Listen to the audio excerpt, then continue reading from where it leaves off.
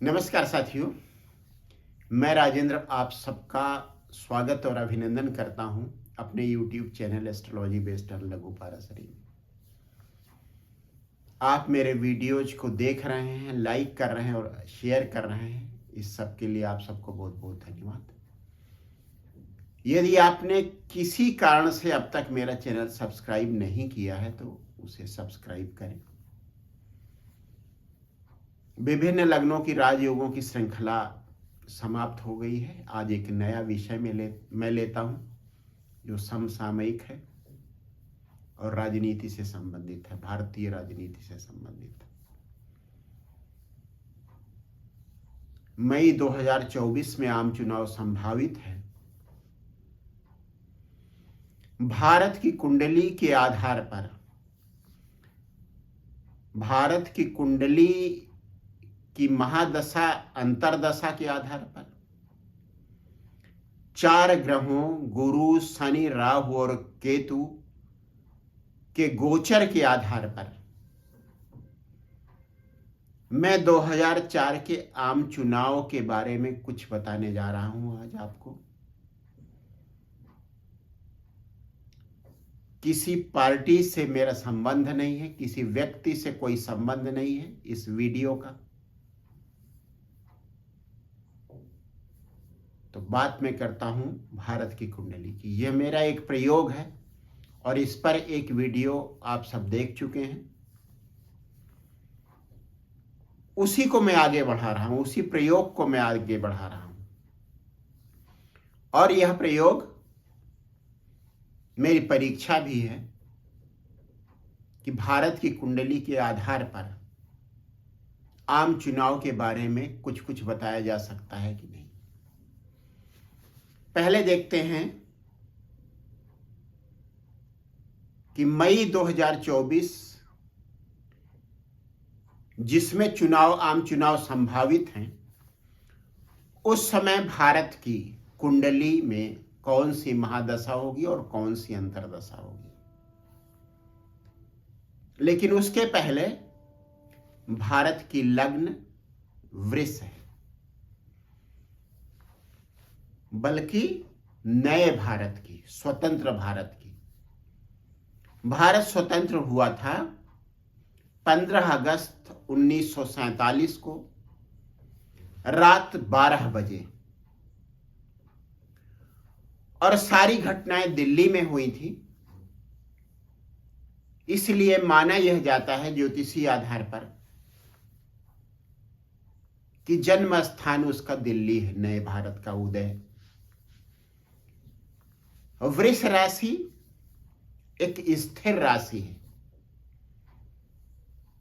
ऐसा माना जाता है कि डॉक्टर राजेंद्र प्रसाद को भारत के 2 प्रसिद्ध ज्योतिषियों ने सलाह दी थी कि भारत के स्वतंत्र होने का समय यही रखा जाए। अब बात करते हैं वृष लग्न की, स्थिर लग्न। जिस समय भारत स्वतंत्र हुआ, पूर्व दिशा में वृष राशि उदित थी, इसलिए लग्न हो गई वृष। और जहां पे लग्न लिखा जाता है वहां वृष राशि का अंक 2 लिख दिया गया, क्योंकि वृष राशि चक्र की दूसरी राशि है। पहली मेष है और दूसरी वृष। अब बात करते हैं महादशा अंतरदशा की, जो चुनाव के समय रहेगी। मई में हो, अप्रैल में हो या जून में हो, संभावित मई में है। महादशा रहेगी चंद्रमा की, जो तृतीयेश है। अब तृतीयेश की बात करें,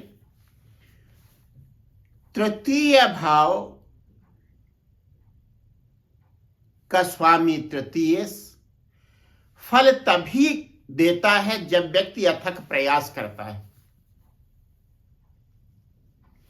तो चंद्रमा की महादशा में अच्छे फल देश को, देश से मतलब है यहां की जनता को, तभी मिलेंगे जब लोग अथक प्रयास करेंगे। एक बात। दूसरी बात, अगर तृतीय भाव में कोई ग्रह बैठा है भारत की कुंडली में, तृतीय भाव में चंद्रमा स्थित है। तो तृतीय के प्रयास से, तृतीय कौन है? चंद्रमा। भारत का भाग्य बदल जाएगा, भारत की जनता का भाग्य बदल जाएगा। भारत का भाग्य विधाता जो जनता है उसका भाग्य बदल जाएगा। क्यों? क्योंकि चंद्रमा भाग्य भाव पर, जो नवम भाव है, उस पर दृष्टि डालता है। तृतीय भाव में स्थित चंद्रमा यह दिखाता है कि यदि चंद्रमा की महादशा जो 10 साल की है उसमें प्रयास किए जाए तो इस देश का भविष्य बदल जाएगा, भाग्य बदल जाएगा, इस देश का भाग्य बदल जाएगा। अब यह बात हुई तृतीय चंद्रमा की। उसके बाद महादशा हो गई चंद्रमा की, अंतरदशा हो गई शुक्र की। शुक्र भी तृतीय भाव में स्थित है। शुक्र कौन है? जनता। क्योंकि शुक्र वृष लग्न, भारत की कुंडली का लग्नेश है। लग्नेश है, इसका अर्थ हुआ यहां, ये देश, यहां की जनता। तो यहां की जनता के अथक प्रयास इस देश के भविष्य को अच्छा बना देंगे, इस देश के भाग्य को, भाग्य में वृद्धि कर देंगे, भाग्योदय कर देंगे। ये बात हुई। अब इन ग्रहों के बारे में बात मैं करता हूं। चंद्रमा और शुक्र दोनों स्त्री ग्रह हैं। तो चंद्र महादशा शुक्र के अंतर में स्त्रियों की विशेष भूमिका होगी। अब अभी जो 5 राज्यों में चुनाव हुए हैं उसमें स्त्रियों की भूमिका का विश्लेषण आप देखें। ऐसा माना गया है कि जिस पार्टी की नीतियों ने महिलाओं को प्रभावित किया है अच्छे सेंस में, अर्थात जिस पार्टी की नीतियों को महिलाओं ने अपने हित का माना है, उस पार्टी की जीत हुई है। और अब यह बात विशेष करके मध्य प्रदेश के लिए कही जा रही है स्पष्ट तौर पर। लेकिन हर जगह जो मत प्रतिशत है वो महिलाओं का, स्त्रियों का पुरुषों से ज्यादा है। इसलिए वे निर्णायक रही इन 5 राज्यों के चुनावों के परिणाम को निर्धारित करने में। एक बात और, जिस समय आम चुनाव होगा उस समय भी महादशा चंद्रमा की होगी और अंतर्दशा शुक्र की होगी। इसका अर्थ होगा कि महिलाओं की समस्याएं और उन समस्याओं के निवारण के लिए जो प्रयास कोई दल करेगा और महिलाएं उस दल की नीतियों में विश्वास करेंगी, वह दल जीतेगा। एक बात ये होगी। दूसरी बात मैं गोचर की कर रहा हूं। इस समय वृष लग्न की कुंडली में गुरु द्वादश भाव में, 1 मई से गुरु लग्न में आ जाएगा। चुनाव के समय या सरकार बनने के समय गुरु लग्न में वृष राशि में होगा और लग्न में स्थित होकर पंचम और नवम भाव को प्रभावित करेगा, उस पर अपनी दृष्टि डालेगा, साथ ही साथ सप्तम भाव को भी प्रभावित करेगा। लग्न में गुरु दिग्बली होता है। भारत की कुंडली में 11वें भाव का स्वामी है, इच्छा पूर्ति का स्वामी है। लोगों का विवेक, गुरु विवेक का स्वामी है। लग्न में बैठकर लोगों की इच्छाओं की पूर्ति करेगा। उसकी दृष्टि पड़ेगी पंचम भाव पर, जो विवेक का भाव है। यहां की जनता को गुरु विवेक प्रदान करेगा, जिससे वो वे एक अच्छी सरकार के लिए निर्णायक मतदान कर सके। नवी दृष्टि गुरु की पड़ रही है नवम भाव पर। गुरु की नवम दृष्टि का सबसे ज्यादा महत्व है, क्योंकि वह दृष्टि भाग्य में वृद्धि करती। गुरु की दृष्टि, गुरु जहां स्थित है, वैसे तो लग्न में दिग्बली है, लेकिन उस स्थान से ज्यादा प्रभावित वह स्थान होता है जहां उसकी दृष्टि होती है। और नवम दृष्टि का महत्व ही अलग होता है, क्योंकि नवम भाव भाग्य का भाव है। गुरु की नवम दृष्टि भाग्य में वृद्धि करती। लग्न, पंचम भाव, सप्तम भाव और नवम भाव को गुरु प्रभावित कर रहा है। 1 मई के बाद प्रभावित करेगा, जब वृष राशि में आ जाएगा। राहु एकादश भाव में मीन राशि, जो गुरु की राशि है, उसमें स्थित है। अब राहु गुरु की राशि में स्थित है और गुरु केंद्र में लग्न में आ गया है। सबसे महत्वपूर्ण केंद्र लग्न में आ गया है, जिसे भावों का राजा कहा जाता है लग्न को। तो राहु पूरी तरह से अच्छे फल देने में सक्षम हो जाएगा, जो अभी नहीं है, क्योंकि गुरु 12वें भाव में। और राहु चूंकि क्रूर ग्रह है, 11वें भाव में स्थित है, तो 11वें भाव में उसकी स्थिति, उसकी उपस्थिति ऐसे ही बहुत अच्छी है। 11वें भाव के स्वामी की लग्न में उपस्थिति एक मणिकांचन योग जैसा बना देगी। राहु अपने पूरे फल देने में सक्षम होगा और गुरु उसके फलों को शुभता प्रदान करेगा।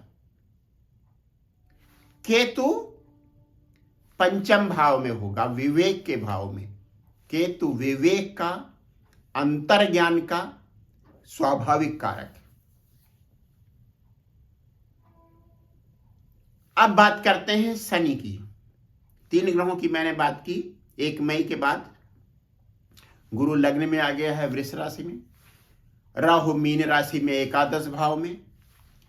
केतु कन्या में है, पंचम भाव में। 3 ग्रह अच्छी स्थिति में हो गए। शनि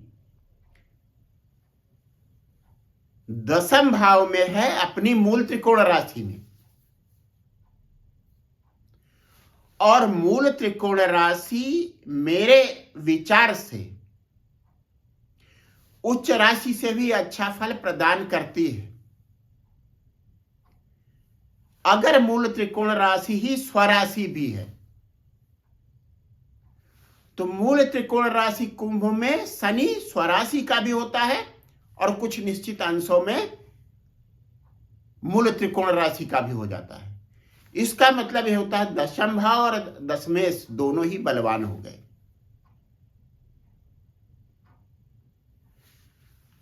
अब शनि कौन है? शनि है इस देश की जनता। और शनि स्थित कहां है? 10वें भाव में। शनि 10वें भाव में बैठकर 10वें भाव को इस तरह से बलशाली कर रहा है कि वह जो कुछ भी करेगा, ये बात भी याद रखने लायक है कि शनि वृष लग्न के लिए योग कारक होता है। वृष लग्न के लिए शनि जितना महत्वपूर्ण है, जितना शुभ है, उतना किसी और लग्न के लिए नहीं होता। उसके बाद तुला लग्न के लिए होता है, जहां चतुर्थेश और पंचमेश होता है। यहां पर शनि नवमेश है और दशमेश है। सबसे सशक्त केंद्र और सबसे सशक्त त्रिकोण का स्वामी। तो शनि 10वें भाव में बैठकर अच्छे फल देने में सक्षम है।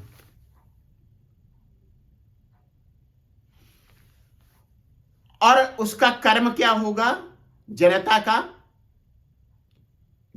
का कर्म होगा आम चुनाव में विवेकपूर्ण ढंग से मतदान करना। और विवेक कौन दे रहा है? गुरु। गुरु की मदद कौन कर रहा है? राहु, जो राजनीति का परिचायक है। अब बात करते हैं इनकी दृष्टियों की। गुरु की 7वीं दृष्टि, शनि की 10वीं दृष्टि और राहु की 9वीं दृष्टि पड़ेगी 7म भाव पर। 7म भाव है साझेदारी का। जो राजनीतिक दल आपस में मिलेंगे और मन से मिलेंगे, उनकी जीत होगी।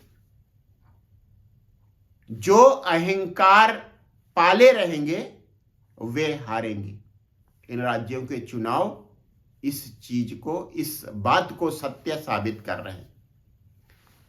अहंकारी लोग, निरंकुश लोग, सत्ता पर कब्जा जमाए हुए लोग, जिन्हें ऐसा लग रहा था कि हमारी जीत तो निश्चित है, और जो अपनी पार्टी के शीर्ष नेतृत्व की भी बात नहीं मान रहे थे, उनकी पूरी तरह से उपेक्षा कर रहे थे, वे सारे नेता धराशायी हो चुके हैं।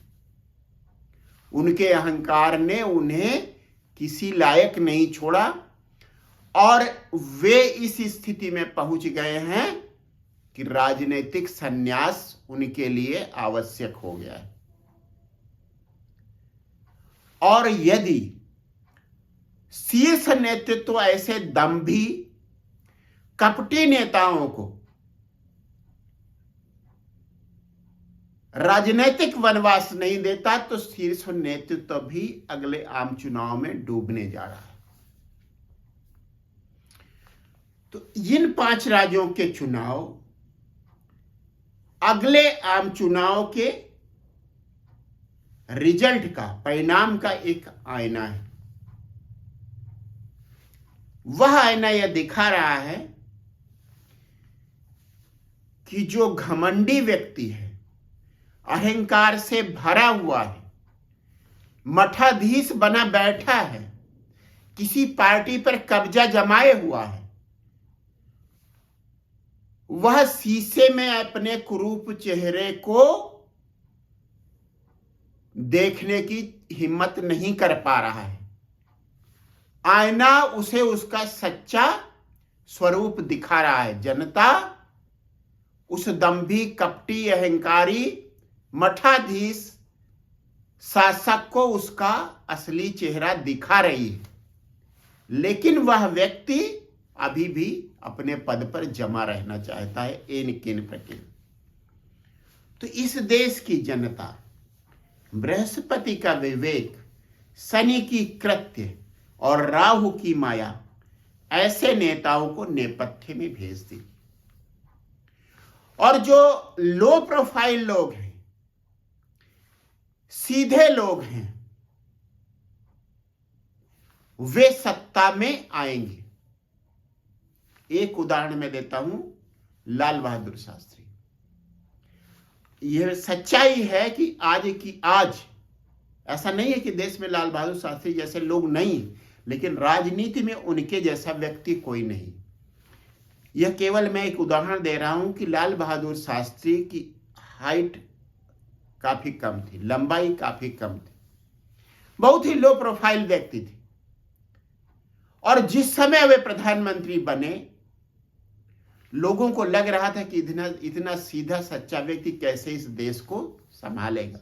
लेकिन उन्होंने अपने अल्पकाल में जो जय जवान और जय किसान का नारा दिया, वही इस देश की आधारभूत समस्याओं के निवारण का कारण बना। तो यह बात सही कि राजनीति में आज कोई लाल बहादुर शास्त्री जैसा व्यक्ति नहीं है। उनकी पगधूलि के बराबर भी कोई व्यक्ति नहीं है। यह मुझे कहने में संकोच नहीं हो रहा, लेकिन फिर भी अगर कोई व्यक्ति लो प्रोफाइल है, सीधा है, जो बात वो कहता है उसे पूरा करने की कोशिश करता है, तो ऐसा व्यक्ति सत्ता में आएगा। जो सरकार होगी, मैं पहले भी कह चुका हूं, वो कमजोर सी होगी। 3 पॉइंट हैं इसमें। सरकार कमजोर हो सकती है केवल देखने में, सरकार का मुखिया लो प्रोफाइल कमजोर हो सकता है, या सरकार और सरकार का मुखिया दोनों कमजोर हो सकते हैं। समाज के किसी कमजोर वर्ग से आ सकते हैं, वृद्ध हो सकते हैं, देखने में कमजोर दिख सकते हैं, लेकिन अंदर से वे इतने शक्तिशाली होंगे कि भारत को एक अच्छी स्थिति की ओर ले जाएंगे। महादशा उतनी अनुकूल नहीं है चंद्रमा की, बिना प्रयास के परिणाम नहीं मिलेंगे। शुक्र लग्नेश है, इसलिए अंतर्दशा अनुकूल है, लेकिन बृहस्पति, शनि और राहु का जो गोचर है वो अच्छे परिणामों के लिए एक आदर्श स्थिति में, और यही मेरी इच्छा भी है। और इसीलिए मैं पूरे राजनीतिक माहौल पर एक सजग दृष्टि बनाए हुए हूं, और जो मुझे समझ में आता है, जो मैंने ज्योतिष पढ़ा है, उस आधार पर एक प्रयोग करके आपको बताने की कोशिश कर रहा हूं। अगर प्रयोग सफल होता है, नया है, तो मुझे अच्छा लगेगा और आपके लिए भी ठीक रहेगा, सारे देश के लिए अच्छा रहेगा। एक बार फिर से आप सबको बहुत बहुत धन्यवाद। मेरे चैनल को लाइक करें, शेयर करें, और मैं दोबारा कहूँगा, इस वीडियो में दोबारा कह रहा हूँ, यदि आपने मेरे चैनल को सब्सक्राइब नहीं किया है तो उसे सब्सक्राइब करें। एक बार फिर से आप सबका बहुत बहुत धन्यवाद।